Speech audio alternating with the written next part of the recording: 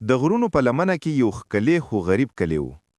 د کلي کورونه د خټو نه جوړ وو. تنګې تنګې کوڅې وې او د جومات د اذان اواز به په ټوله فضا کې خور و. په دغه کلي کې یوه بوډۍ ښځه اوسېده چې ټوله به ورته نیا امینه ویل. هغه ډېره غریبه وه خو زړه یې ډېر لوی او شتمند و. د هغې یوه وړه لمسۍ وه چې نوم یې زینب و او تل به د نیا سره اوسېده. نیا امینه به همیشه ویل: لورې، له الله نه غواړه، له خلکو نه مه غواړه. هغه به هره ورځ د فجر نه پس لاسونه پورته کول او الله نه به یې دعا وختله. یو کال سخت وچکالي راغله.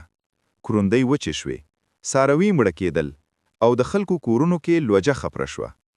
د نیا په کور کې یوازې یو پیاله اوړه پاتې و. زینب په معصوم آواز وپوښتل: نیا، که دا اوړه ختم شي نو موږ به څه خورو؟ نیا په مسکا سره وویل: د الله خزانه هیڅ کله نه ختمیږي.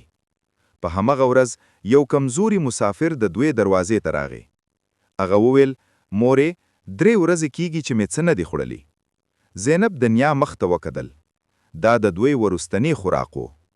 نیا بې له ځنډه ټول اوړه هغه مسافر ته ورکړل. زینب حیرانه شوه او وویل: نیا، نو موږ به څه کوو؟ نیا اسمان ته وکتل او وویل: اوس به هر څه الله کوي. هغه شپه دواړه وجې ویده شو.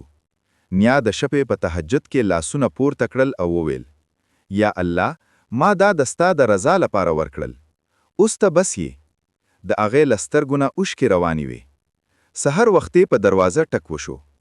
بهر د کلي څو کسان ولاړو. هغوی وویل: موږ نه پوهېږو ولې، خو تېره شپه موږ ټولو ته په خوب کې داسې ښکاره شوه چې ستاسو کور ته غنم راوړو. هغوی ډېر غنم راوړل او د نیا کور له خوراکه ډک شو. زینب د خوشحالۍ نه وژړل. څو ورځې وروسته همغه مسافر بیا راغی، خو دا ځل په ښایسته او قیمتي جامونو کې و. هغه وویل: زه د دې سیمې سوداګر یم. زه کله کله د خلکو ازمیښت کوم. تاسو خپل وروستنی خوراک راکړو. له نن نه ستاسو ذمہواري زما ده. نیا په آرامه مسکا سره وویل: زموږ ذمہواري الله اخیستې ده. ته یوازې وسیله یې. زینب وپوښتل: نیا، آیا رښتیا الله زموږ دعا اوري؟ نیا وویل: الله تل دعا اوري، خو کله کله د یقین مضبوطولو لپاره لږ انتظار راکوي. څو کاله وروسته زینب لویه شوه او د کلي تر ټولو نیکه او مهربانه ښځه وګرځېده. خلک به ویل: دا ټول د نیا امیلې د دعا برکت دی.